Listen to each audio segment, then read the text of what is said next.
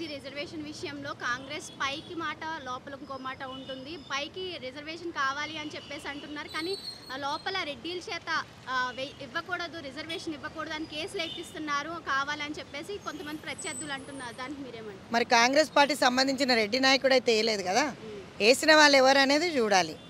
వాళ్ళకి ఎంత చిత్తశుద్ధి ఉందో నాకు తెలీదు మాట్లాడే వాళ్ళకి, కానీ నేనైతే ఒకటి క్లారిటీగా చెప్తా, Congress is 100% confident to give the reservations for the BC.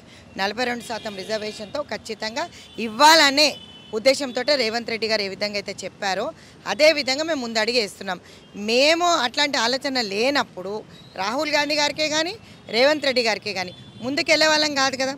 మరి ప్రెసిడెంట్ గారి దగ్గర ఎందుకు ఆగిపోయింది? గవర్నర్ దగ్గర నుంచి పంపించినప్పుడు ఇట్ ఈస్ డీమ్డ్ యాజ్ మాకు అసలు యాక్చువల్గా అయితే వాస్తవంగా ఎలక్షన్స్ పోవడానికి క్లియర్ లైన్ రావాలి. కాకపోతే కావాలనే దొంగ వైఖరి బీజేపీ వాళ్ళది, ఎప్పుడు దొంగ దెబ్బ కొట్టేది బీజేపీ వాళ్ళని చెప్పి మళ్ళొకసారి చెప్తున్నాను. బీజేపీ బీఆర్ఎస్ సపరేట్ కాదు, ఇద్దరు ఒకటే. కాబట్టే ఈసారి బీఆర్ఎస్ ఓట్లన్నీ కూడా బీజేపీ వాళ్ళు దండుకున్నారు. మీరు చూసినట్టయితే గ్రాఫ్స్ అన్నీ కూడా నేను పర్టికులర్గా చూశాను.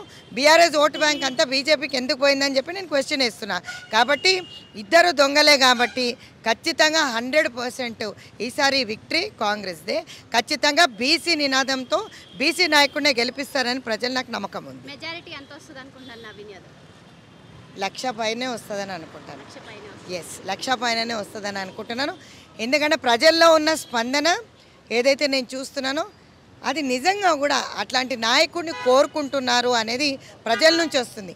మేము వెళ్ళి చెప్పే కన్నా ముందు వద్దక్క ఇక్కడ ప్రచారమే చేయకండి, మేము ఖచ్చితంగా రేపు పొద్దున చోటేస్తామని చెప్పి ఆ విధంగా ప్రజలు స్పందిస్తున్నారంటే ఆ నాయకుడిని ఎన్నుకుంటారనే అర్థం.